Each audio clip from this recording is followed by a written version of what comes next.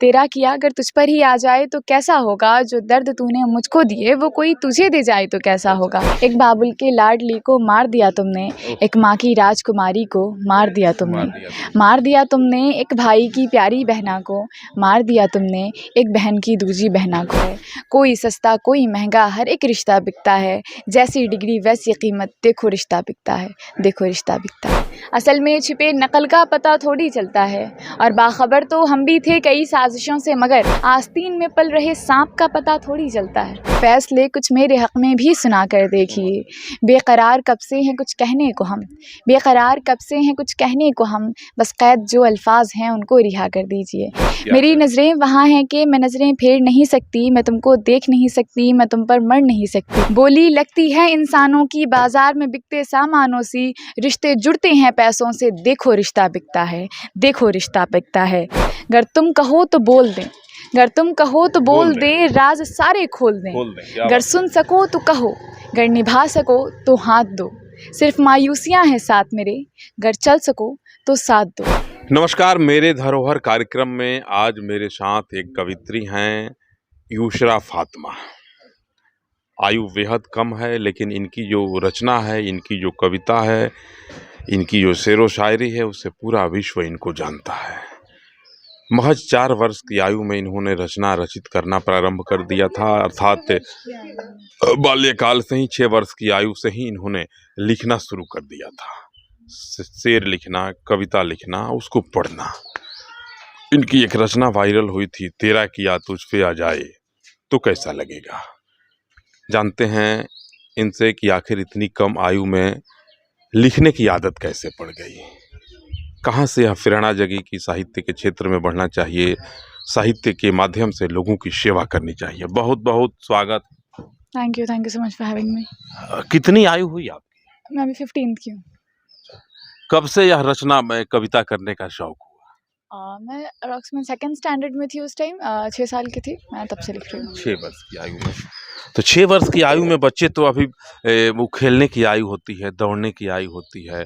उतनी कम आयु में आपको कैसे यह प्रेरणा जगी, मन में कैसे जिज्ञासा उत्पन्न हुई कि मुझे शेर व शायरी के क्षेत्र में बढ़ना चाहिए, साहित्य को मजबूत करने के क्षेत्र में बढ़ना चाहिए, वो ऐसे वक्त में जब नौजवान जो है शेर व शायरी और साहित्य से कोसों दूर भाग रहे हैं?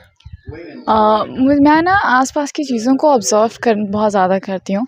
बीइंग अ गर्ल, मैं हमेशा यहाँ पे आसपास अपने गांव में या कहीं भी मैं गई तो मैं बहुत सारी चीज़ों को ऑब्ज़र्व करती हूँ, और फिर उसी से जो चीज़ मुझे बहुत ज़्यादा बॉदर करती है, ये बहुत परेशान करती है, तो मैं उस पर लिखती हूँ। वो जो देखते हैं उस पर रचना? ऑफ कोर्स मैं उसी पर लिखती हूँ। मुझे ऐसा लगता है कि ज़िंदगी में हर इंसान के साथ ऐसे कई हादसे होते हैं जो उनकी आवाज़ छीन लेते हैं, फिर लोग खामोशी इख्तियार कर लेते हैं, तो मुझे वैसे लोगों की आवाज़ बननी है, तो इसलिए मैं लिखती हूँ। अब तो कविता लिखते लिखते अब राइटर बन गई, पुस्तक लिखने, कब तक कई गो पुस्तक आपका अब तक प्रकाशित हो चुका है? अब तक मेरी 4 किताबें निकली हैं। कल मेरी 4th बुक निकली है बेरुखी, और इससे पहले मैंने अपनी 8th स्टैंडर्ड में जब मैं थी तो मैंने अपनी फर्स्ट बुक निकाली थी जज्बा। 9th स्टैंडर्ड में मैंने सेकंड बुक निकाली थी मेरे हिस्से की कोशिश। 10th स्टैंडर्ड में मैंने निकाली थी शाम और तन्हाई, और अब निकाल रही हूँ एक बेरुखी। 8वीं क्लास में जब आप पढ़ रही थी उस समय से पुस्तकों का लिखना पढ़ना जारी? जी। उस समय आपकी एक पुस्तक प्रकाशित हो गई थी। जी, 8 9th में गए तो आप दूसरी निकाली, और फिर 10th में गए तो तीसरा, और 11th में?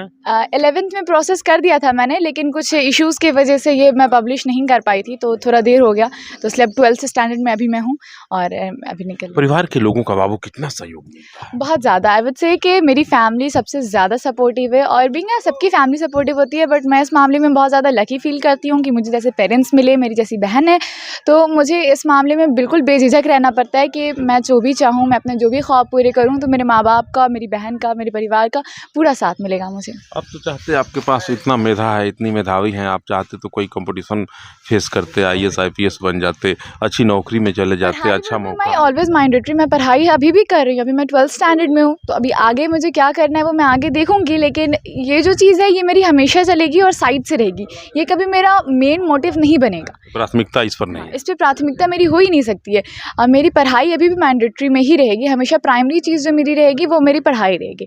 अभी मैं 12th स्टैंडर्ड में हूँ, नेक्स्ट ईयर मैं बोर्ड दूंगी, तो उसके बाद ही मैं आगे कुछ भी करना चाहूँ तो वो मैं करूँगी। मंच उंच पे कभी गई कि नहीं? नहीं, ऐसे मैं स्कूल्स के और इस पे और थोड़े मोए किसी इसमें शोज़ में गए जाने का ये किया है मैंने, और ऐसे कुछ ख़ास नहीं करती हूँ मैं भी। अभी एक्चुअली मैं पढ़ाई पे थोड़ा ज़्यादा फ़ोकस कर रही हूँ, और बीइंग इन बिहार तो अभी यहाँ पे ज़्यादा ऑप्शंस नहीं थे ओपन माइक्स के, तो इस वज़ह से नहीं गई थी, बट अब मैं जाऊँगी। कोई वैसा बहुत अच्छा पुरस्कार, बहुत बड़ा पुरस्कार कोई अब तक? नहीं, मैंने अभी तक मुझे इनफैक्ट ये इनवाइट किया गया था, बट मैं जा नहीं पाई। कहाँ इनवाइट किया? मुझे एक सम्मानित समारोह था यहीं पे सिवान का, तो उसमें मुझे इनवाइट किया गया था, बट मैं नहीं जा पाई थी। कौन वैसी रचना थी जिसको लेकर के आपको पूरा देश जानने लगा? देश क्या विदेश में भी लोग आपको जान गए, कौन रचना थी? मेरी एक शायरी थी जो कि मैंने अपने स्वर में फर्स्ट इंटरव्यू में दिया था। तो वो था कि तेरा किया अगर तुझ पर ही आ जाए तो कैसा होगा, तेरा किया अगर तुझ पर ही आ जाए तो कैसा होगा, जो दर्द तूने मुझको दिए वो कोई तुझे दे जाए तो कैसा होगा। और हर बार मुकरता है ना तू अपनी बात से, हर बार मुकरता है ना तू अपनी बात से, इस बार मैं मुकर जाऊँ तो कैसा होगा, इस बार मैं मुकर जाऊँ तो कैसा और होगा। कोई रचना? जी, इसके साथ एक और मेरी पोइट्री वायरल हुई थी आई थिंक, तो वो पोइट्री थी कि मेरा हाल क्या है क्या कहें, मेरा हाल क्या है क्या कहें, अगर समझ सको तुम तो कहें, कुछ अनकही सी बात है, दिल भी अब नासाज है, अगर तुम कहो तो बोल दें, अगर तुम कहो तो बोल दें, राज सारे खोल दें, अगर सुन सको तो कहो, अगर निभा सको तो हाथ दो, सिर्फ मायूसियाँ हैं साथ मेरे, अगर चल सको तो साथ दो, मेरे कंधे थोड़े हल्के करो, मेरा दर्द थोड़ा बांट लो, दफन कुछ जज्बात है, कुछ अनकहे से बात है, और मेरा हाल क्या है क्या कहें, अगर समझ सको तुम तो कहें। सबसे बड़ा सवाल है कि आज वर्तमान का जो समय चल रहा है, ऐसे समय में नौजवान खास करके युवा पीढ़ी जो है साहित्य से बड़ी दूर भाग रहा है। न लोग कुछ लिखना चाहते हैं, न पढ़ना चाहते हैं, पुस्तकों से दूरी बनते जा रही है। अब मुझे ऐसा लग रहा है कि अब काफ़ी लोग इंटरेस्टेड हो रहे हैं और पोइट्री से और बुक से इंटरेक्ट करना पसंद कर रहे हैं, तो अब ये चीज़ें भी बदल रही हैं। और ऐसे मैंने जहाँ पे भी मैं ऑनलाइन रहूँ या देखूँ, तो ऐसे बहुत सारे लोग हैं जिन्हें बुक्स पढ़ना और ये करना बहुत पसंद है। जब किताबें आपके हाथ में होती हैं और उसको हम लोग पढ़ते हैं उसमें, और मोबाइल से पढ़ते हैं उसमें, क्या अंतर दिखता है? मुझे ये लगता है कि आप जब किसी किताब को खुद से पढ़ते हो ऐसे मंगा करके, दोनों आप जैसे भी पढ़ो बात एक ही होगी कि आपके पास नॉलेज जा रही है। बट अगर आप किसी किताब को पर्सनली मंगा करके पढ़ते हो तो is a kind of emotion, और फिर वो आपके पास एक हार्ड पीस में वो हमेशा सेफ रहेगी। ओके, तो मुझे बस यही फ़र्क लगता है। बाकी आप पढ़ाई करो, आप ऑनलाइन नॉलेज गेन करो या ऑफलाइन, इट्स डज़न्ट मैटर। और कोई रचना सुनाइए जरा। बिल्कुल।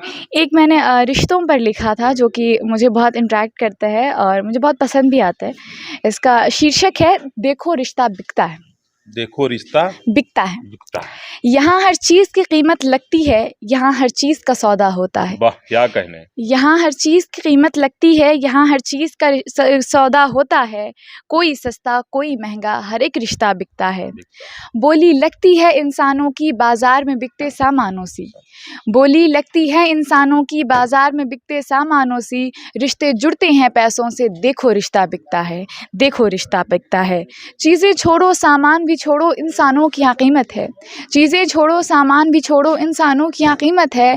जितना पैसा उतनी इज्जत, इंसानियत दीदा खोता है। कोई सस्ता कोई महंगा, हर एक रिश्ता बिकता है। जैसी डिग्री वैसी कीमत, देखो रिश्ता बिकता है, देखो रिश्ता बिकता है। दहेज को लेकर के सरकार भी बड़ा एग्रेसिव होकर के वर्क कर रही है, और तमाम लोग जो सोशल एक्टिविस्ट हैं वो भी दहेज को लेकर के बड़ा एग्रेसिव होकर के काम कर रहे हैं। आपने अपनी लेखनी के माध्यम से दहेज के लिए क्या परोसा है? मुझे ये बात बहुत बॉदर करती है जब एक इंसान को, एक लड़की को उसके ससुराल में उसके दहेज के लिए उसको परेशान किया जाता है। तो मैं बहुत छोटी थी, इनफैक्ट मेरे ही गांव के एक इंसिडेंट मैंने देखा तो नहीं था, लेकिन सुन करके मैं बड़ी हुई उस बात को, तो वो मुझे बहुत बॉदर किया था काफ़ी टाइम तक। तो मैंने सोचा था कि इसके ख़िलाफ़ आवाज़ कौन उठाएगा, तो उस पर मैंने लिखा था कि एक बाबुल की लाडली को मार दिया तुमने, एक बाबुल की लाडली को मार दिया तुमने, एक माँ की राजकुमारी को मार दिया तुमने, मार दिया तुमने एक भाई की प्यारी बहना को, मार दिया तुमने एक बहन की दूजी बहना को। जीवन भर जिसने संघर्ष किया केवल, मार दिया तुमने उस गहना को। अपना सब कुछ छोड़ कर जो तुम्हें बसाने आई, अपनी खुशी त्याग कर जो तुम्हें हंसाने आई, केवल चंद चीज़ों के खातिर उसे मार दिया तुमने। एक बाबुल की लाडली को मार दिया तुमने, एक माँ की राज दुलारी को मार दिया तुमने।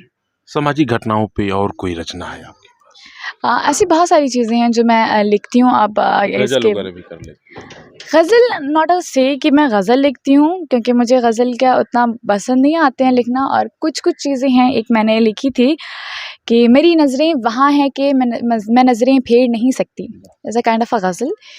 मेरी नज़रें वहाँ हैं कि मैं नज़रें फेर नहीं सकती, मैं तुमको देख नहीं सकती, मैं तुम पर मर नहीं सकती। क्या मेरी है? नज़रें वहाँ हैं कि मैं नज़रें फेर नहीं सकती, मैं तुमको देख नहीं सकती, मैं तुम पर मर नहीं सकती। वाह! मेरे अंदर जो मैं हूँ और मेरा वजूद जो ज़िंदा वाह! है करम खुदा का सब, उसके नज़र की मुंतज़िर मैं हूँ। मुंतज़िर। हमारे दरमियाँ में तुम कहीं भी हो नहीं सकते, बेशक। हमारे दरमियाँ में तुम कहीं भी हो नहीं सकते, सो मैं तुमको देख नहीं सकती, मैं तुम पर मर नहीं वाह! सकती। क्या कहना है। और ये आगे बहुत लंबा है, कंटिन्यू है, तो मैं चाहूँगी कि मेरे रीडर्स जो हैं वो मंगा कर के मेरी बुक पढ़ें बेरुखी, और उसमें ये पोएम मिलेगी। 3rd या 4th नंबर पे ये पोएम है। और 2-4 कुछ हो तो ज़रा। एक 4 लाइन थी मेरी कि मरकज़े युसरा की इब्तिदा अब तो अदा कर दीजिए, वाह! मरकज़े युसरा की इब्तिदा अब तो अदा कर दीजिए, फ़ैसले कुछ मेरे हक़ में भी सुना कर देखिए। बेक़रार कब से हैं कुछ कहने को हम, बेक़रार कब से हैं कुछ कहने को हम, बस क़ैद जो अल्फ़ाज़ हैं उनको रिहा कर दीजिए, बस क़ैद जो अल्फ़ाज़ हैं उनको रिहा कर दीजिए। 1-2 और तरन्नुम सुना दीजिए। श्योर। एक मैंने लिखा था कि कई कहानियों को मेरे आँसुओं ने लिखा है, कई कहानियों को मेरे आँसुओं ने लिखा है, तो कई पर चले मेरे कलम भी हैं। कई कहानियों को मेरे आँसुओं ने लिखा है, तो कई पर चले मेरे कलम भी हैं। कुछ हालात सुनाए औरों के, कुछ अपनों के सताए हम भी हैं। और शायद वजह ये भी है कि समझती हूँ नज़रिए को, और शायद वजह ये भी है जो समझती हूँ नज़रिए को, एक रास्ता चुनने को हम 100 रास्तों पर चले जो हैं, एक रास्ता चुनने को हम 100 रास्तों पर चले जो हैं। हिंदी की रचनाएँ भी कुछ हैं? ये सारी हिंदी में ही है, सारी और किताब, मेरी कुछ किताब जो हैं वो सारी हिंदी में ही रिलीज़ होती हैं, क्योंकि हिंदी इज़ अ मीडियम जिससे आप पूरे इंडिया में इंटरेक्ट कर सकते हैं, और एक बेस्ट मीडियम है, तो इसलिए मैं और कोई यूज़ करती हूँ। रचना? हाँ, एक है कि मैं कोरे पन्ने पर जज़्बात लिखती हूँ, वाह! मैं कोरे पन्ने पर जज़्बात लिखती हूँ, जो ज़ुबान बयाँ कर सके वो अल्फ़ाज़ लिखती हूँ, और पंक्तियों में पिरोती हूँ कई राज़ दिलों के, वाह! पंक्तियों में पिरोती हूँ कई राज़ दिलों के, मैं कुछ बूंद स्याही से कई हालात लिखती हूँ, मैं कुछ बूंद स्याही से कई हालात लिखती हूँ। ये बेसिकली जवाब है उन लोगों का जो मुझसे पूछते हैं कि आप क्या लिखती हैं, तो मैंने 4 पंक्तियों में से सजाने की कोशिश की। सबसे पहली रचना जो आपकी कलम से सबसे पहले लिखी गई, वह कौन रचना थी? बीइंग अ गर्ल, मैं अपनी मम्मा से बहुत ज़्यादा ये उनसे बहुत ज़्यादा क्लोज़ हूँ, और बचपन से रही हूँ और आज तक हूँ। तो मैंने जो अपनी फ़र्स्ट पोएट्री लिखी थी, शायरी लिखी थी, वो मेरी मम्मा पे थी, और उसकी जो मैंने बहुत जगह सुनाई है। और इसके साथ एक है जो उसी टाइम पर मैंने लिखी थी, like second poem in my diary, जो मेरी डायरी है उसके सेकंड पेज पे है, तो वो मुझे बहुत पसंद है। उसमें राइमिंग नहीं है, बच्चों वाली पोएम है, लेकिन बहुत मुझे उसकी जो बात है वो मुझे बहुत पसंद है। तो 4 लाइन थी कि कुछ लोग बड़ी आसानी से कुछ कह भी जाते हैं, कह भी जाते हैं। कुछ क्या लोग कहें? बड़ी आसानी से कुछ कह भी जाते हैं, मगर जब वक्त आ जाए तो खुद रो भी देते हैं। अगर ऐसा नहीं होता इस ज़माने में, अगर ऐसा नहीं होता इस ज़माने में, तो ना मंजिल दूर होती और ना क़यामत। क्या? ये मेरी मुझे टूटी-फूटी गई, इसको मैंने कभी सीधा भी नहीं किया, ऐसे मैंने सही भी नहीं किया, क्योंकि मुझे लगता है कि जिस तरह से है ये उसी तरह से बहुत खूबसूरत है, तो मैं ऐसे ही रहूँगी। तेरा किया तुझ पे आ जाए तो क्या कैसा लगेगा? ये जो आपकी रचना थी, ये भारत के अलावे दुनिया के बहुत कई सारे देशों में जी, इसको बड़ी लोकप्रियता मिली, बड़ी लोग पसंद किए। जी। जब आपको सूचना मिली कि मेरी यह रचना वायरल हो गई और तमाम लोग इसे पसंद करने लगे, तो कैसा अनुभव हो रहा था? क्या लग रहा बहुत अच्छा लग रहा था। Actually a friend of mine Yash Shukla, he is from Delhi, तो उन्होंने मुझे मैसेज करके दिखाया था। जो मैंने फर्स्ट टाइम जो देखा, तो मैंने तभी देखा, तो लाइक कि ये आपके जैसी लग रही है। आई वाज़ लाइक नहीं, ये मैं ही हूँ। नहीं। तब मुझे रियलाइज़ हुआ था कि ओके, मैं इंस्टाग्राम पे फर्स्ट टाइम मैं देखा कि अच्छा ये इतना ज़्यादा वायरल हो रहा है। उसके बाद से तो हर तरफ से मुझे वीडियोज़ आने लगे, मेरे सारे फ्रेंड्स, रिलेटिव्स सबको मुझे भेजने लगे कि ये तुम्हारी वीडियो, तुम्हारी वीडियो। तो बहुत अच्छा लगता है जब आपके लोग आपके वर्क को पसंद करें, जब आपकी बातों को पसंद करें लोग, और उसे शेयर करें। लाखों व्यूज़ अभी युवाओं के शान में क्या है? मैं आपको ये सुना सकती हूँ। एक मैंने अपनों के ऊपर लिखा था, पैसों के ऊपर। लोग जो इसके लिए करते हैं ना, कई बार चीज़ें जो होती हैं ना, वो पैसों के से लोग ये करते हैं। तो उस पे मैंने लिखा था कि पैसों की चकाचौंध अपनों से दूर ले गई, वाह! क्या पैसों कहने? की चकाचौंध अपनों से दूर ले गई, शोहरत की कश्ती पर सवार खुशियों से दूर हो गई। और सिलसिला मुसीबतों का जब शुरू हुआ, सिलसिला मुसीबतों का जब शुरू हुआ, ज़िंदगी की कशमकश में मजबूर हो गई। सर पर पहनने को ताज तो मिला, पर मुश्किलों में रोने के कंधे बिछड़ गए। बहुत शोहरतें नाम होकर भी तन्हाई कचोटने लगी। वाह। एहसास कमतरी में मैं डूबने लगी। पैसों की चकाचौंध अपनों से दूर ले गई। शोहरत की कश्ती पर सवार खुशियों से दूर हो गई। चंद मिसरे और एक मैंने लिखा था कि सिर्फ लगने से असल बात का पता थोड़ी चलता है। सिर्फ लगने से असल बात का पता थोड़ी चलता है। असल में छुपे नकल का पता थोड़ी चलता है। सिर्फ लगने से असल बात का पता थोड़ी चलता है। असल में छिपे नकल का पता थोड़ी चलता है।